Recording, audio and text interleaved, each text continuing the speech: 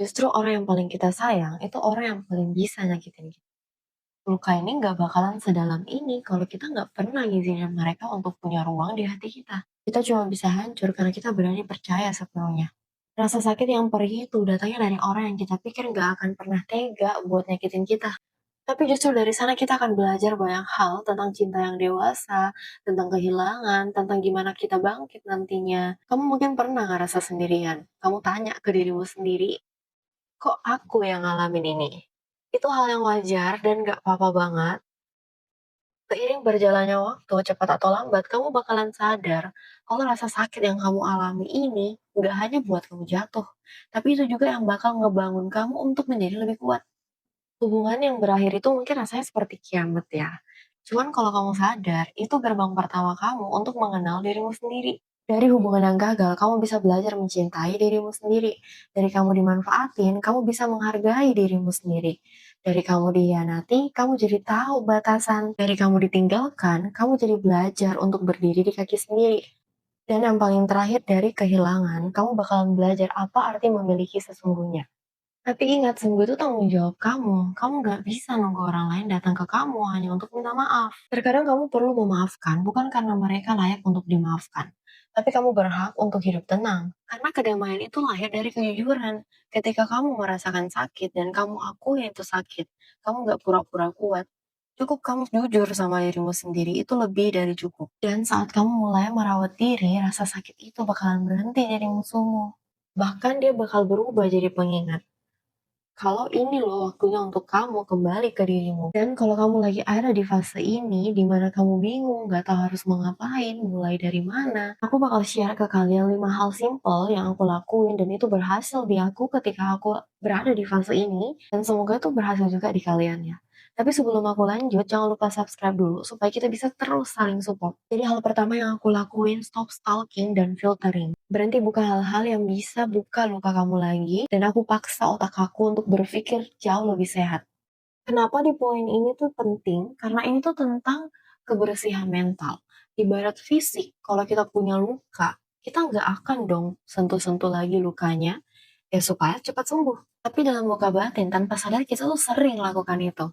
Stalking terus-menerus, lihat feeds yang menyakitkan, konten-konten yang relate sama kamu, quotes-quotes yang hanya untuk memvalidasi perasaan kamu. Itu semua adalah kebiasaan yang sukarela. Dan ini bukan bagian dari proses penyembuhan, tapi itu adalah sabotase diri. Langkah praktis yang bisa kamu ambil, hentikan kebiasaan stalking.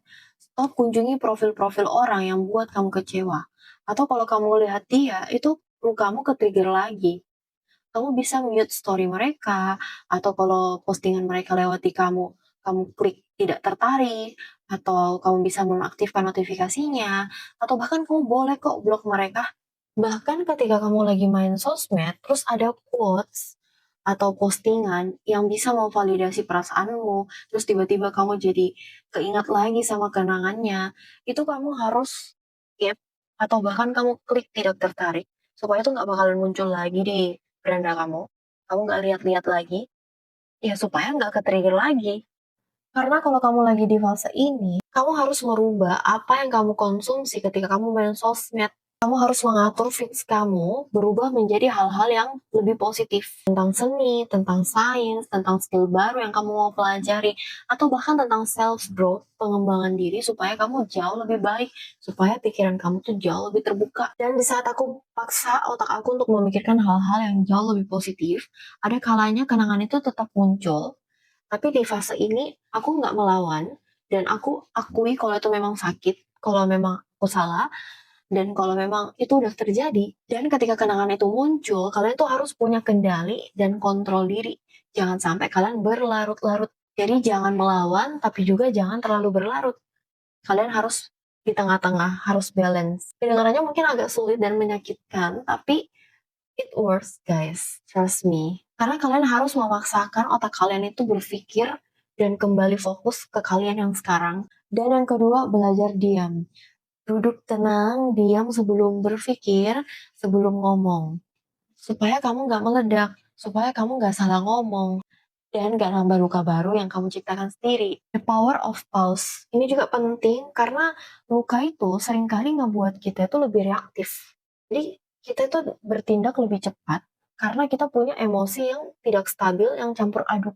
Marah, sedih, merasa bersalah. Yang aku lakuin, aku belajar diam, aku tenang, punya kendali atas diriku sendiri, belajar kontrol diriku sendiri, dan aku menciptakan jarak antara reaksi dan emosi. Contoh, ketika kamu lagi di emosi yang gak stabil, lalu ada notifikasi yang masuk, dan itu memancing kamu untuk marah, dan kamu mau banget nih balas, mending kamu tutup notifikasinya, jangan dilihat dulu, tunggu 1 jam kemudian baru kamu lihat, atau bahkan tunggu kamu tenang dulu, baru kamu lihat dan respon. Pokoknya jangan melakukan apapun, cukup kamu dan dirimu aja supaya kamu lebih fokus sama dirimu, kalian juga melatih otot diam di pikiran kamu. Jadi hanya ada kamu dan diri kamu. Yang ketiga, cari teman curhat yang tepat. Karena di fase ini tuh sangat-sangat penting, dan pentingnya kamu cari orang yang tepat, yang ngerti konteks hidupmu dari awal, tanpa memihak kamu, tanpa memvalidasi kamu sepenuhnya. Karena yang kamu harus cari itu adalah orang yang bijak dan logis dari sudut pandang yang berbeda.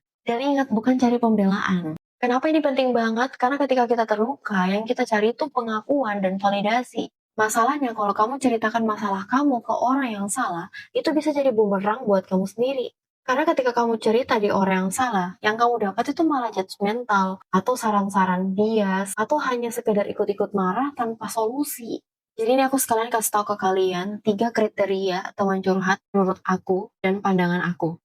Yang pertama, kalian pilih orang yang setidaknya sudah pernah melewati fase yang serupa dengan yang kamu alami. Dan yang kedua, bisa memberi kritik yang membangun, tapi tidak memvalidasi kamu 100%, tidak memihak kamu 100%. Dan yang paling penting, bisa jaga rahasia. Jadi ketika kamu dapat teman yang hanya bisa menyalahkan orang lain tanpa meminta kamu untuk bercermin, berarti dia orang yang salah. Jadi aku ingat satu hal yang mungkin kalian bisa lakuin juga. Ketika aku telepon satu orang teman aku, dan di awal itu aku udah bilang kalau aku mau cerita, aku bukan cari kebenaran dan tidak mau dibela. Yang aku mau kamu dengarkan aku mau tahu sudut pandangmu gimana. Kalau memang aku perlu dikritik, kritik aku. Karena itu yang aku butuh, bukan pembenaran. Karena di titik ini, yang perlu kamu lakukan pertama itu menyalahkan dirimu sebelum menyalahkan orang lain. Dan di fase ini itu susah untuk kita menemukan kesalahan di diri kita sendiri. Jadi kita perlu orang untuk melihat pandangan dia, apa yang salah dengan diri kita. Dan yang keempat ini juga gak kalah pentingnya, di mana kita harus mengganti isi pikiran kita. Di sini yang aku lakuin, aku belajar baca buku, aku nonton podcast, aku nonton video-video yang gak ngebuat aku merasa sendirian. Sampai pada akhirnya aku berpikir kalau ternyata masalah manusia itu universal, dan ada yang aku ambil dari situ. Ada yang bisa aku pelajari. Jadi ngebuat pikiran kita tuh jauh lebih luas dan jauh lebih terbuka. Karena otak kita itu kayak kebun. Apa yang kita tabur, itu yang kita tuai. Jadi kalau tontonan kamu, feeds kamu, atau apa yang kamu konsumsi, itu hal-hal yang jelek, hal-hal yang hanya untuk nge-trigger sakitnya lagi, ya itu yang akan kamu tuai nantinya. Jadi kamu harus rubah menjadi tontonan-tontonan yang berguna, yang positif. Baca buku. Kalau kamu bilang kamu gak suka buku, ada podcaster. Kalau kamu gak suka nonton podcaster, banyak kok VT-VT short. Entah itu dari YouTube atau dari TikTok sendiri. Yang penting konteksnya yang positif. Tentang self-growth. Itu yang paling pertama yang harus kamu nonton. Karena kamu butuh kenal dirimu dulu. Kamu butuh bangun fondasi untuk kamu lebih kuat lagi sebelum kamu lanjut ke next step. Menurut aku, kamu baca buku, nonton podcast, atau shorts itu tentang self-growth. Apa tanda kalau kamu udah berhasil lakukan ini? Ketika dulu kamu punya pikiran, kenapa harus aku, bisa berubah menjadi apa yang aku bisa pelajari dari hal ini. Itu tandanya kamu udah mulai tumbuh. Dan yang paling terakhir ini yang paling sulit, tapi kamu harus berani jujur sama dirimu sendiri. Karena semakin kamu jujur, semakin kamu sadar kalau kamu gak seburuk pikiran kamu. Dan dari situ perlahan kamu bakalan bisa lega dan bebas. Aku ingat momen di mana aku duduk sendirian, terus tiba-tiba aku kepikiran, ternyata yang salah itu bukan orangnya, tapi yang salah itu aku sendiri. Karena aku capek, pura-pura kuat, pura-pura gak kenapa-kenapa. Aku juga gak boleh nunggu terus-menerus untuk dia datang minta maaf. Karena healing itu bukan kejadian, healing itu keputusan. Keputusan di mana aku berpikir aku berhak untuk bahagia dan harus aku yang merawat lukaku sendiri mulai sekarang. Ya emang sejak saat itu lukanya nggak langsung hilang, tapi setidaknya aku jadi tahu arah hidupku kemana. Aku punya tujuan, Aku tahu harus ngapain, dan aku nggak fokus lagi sama apa yang hilang, tapi aku fokus sama apa yang lagi aku bangun dan harus aku bangun. Dan trust me, itu jauh lebih penting. Sampai nanti kamu lihat ke belakang, kamu udah lega, kamu nggak sakit lagi, kamu nggak marah lagi, dan yang ada kamu berterima kasih sama pelajaran ini. Bukan karena kamu setuju sama apa yang terjadi, tapi itu cara kamu untuk menerima supaya kamu bisa tumbuh. Kamu udah sadar kalau ini tuh bagian dari pertumbuhan kamu. Yang baik ngajarin kamu bersyukur, yang jahat ngajarin kamu lebih bijak, dan itu semua hal-hal yang membuat kamu jauh lebih dewasa. Karena aku yakin ketika kamu udah rutin membaca buku, nonton podcast, atau konsumsi hal-hal yang lebih positif, itu kamu akan semakin mengenal diri kamu. Karena manusia yang berproses itu lengkap sama kelebihan dan kekurangannya. Dan kebebasan itu datang setelah kamu menerima diri kamu sepenuhnya. Jangan lupa juga untuk journaling, itu juga paling penting dari semua buku yang aku pernah baca, podcast yang aku pernah nonton, semua bilangnya journaling. Kalau bukan journaling, meditasi. Itu juga hal yang penting buat kamu kenal sama diri kamu. Kamu catat apa yang kamu rasain, apa yang kamu lakuin di hari ini. Dan satu lagi, ini mungkin agak freak dikit, tapi it's totally worth karena kamu harus belajar untuk berbicara sama dirimu sendiri. Kamu berdiri depan cermin, kamu berkomitmen sama dirimu sendiri kalau kamu harus menjadi lebih baik hari ini. Mungkin agak canggung di awal, tapi lakukan setiap hari sampai kamu terbiasa, dan itu pasti berhasil. Karena ini juga salah satu proses penting ketika kamu lagi membangun penerimaan diri kamu sendiri. 5 langkah ini bukan sihir, tapi ini tuh komitmen antara kamu dan diri kamu sendiri. Karena orang yang sembuh itu nggak bakalan sibuk nyakitin orang lain.